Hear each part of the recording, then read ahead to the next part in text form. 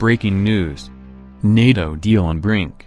Macron denies agreement to increase targets. French President Emmanuel Macron has appeared to reject Donald Trump's claims that NATO members had agreed to increase their contributions beyond the current targets. Mr. Macron dismissed suggestions that the Allies agreed to contribute more than their 2% goal. He said, "Today we are sticking to our commitments and now we have to deliver."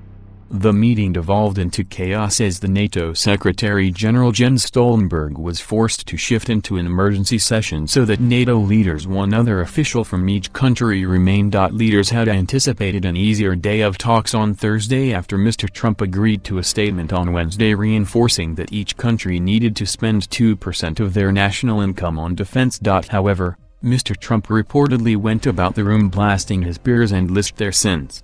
One European diplomat who was briefed on the proceedings said, "The leaders came out of the meeting shaking their heads, saying it had all gone crazy."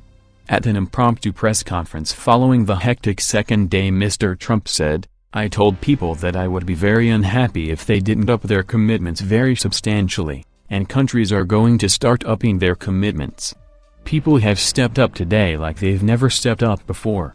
We have made a tremendous amount of progress today. The United States' commitment to NATO remains very strong."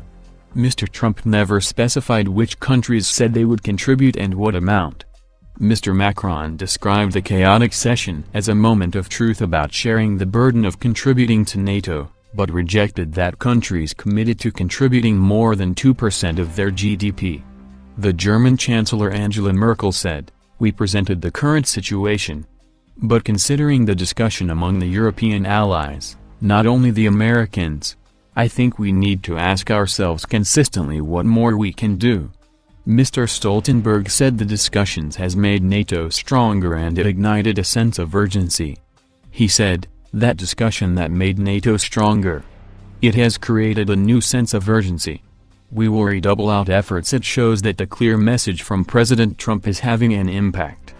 Mr. Trump has made suggestions that Mr. Stoltenberg would release information about how members agreed to spend on defense.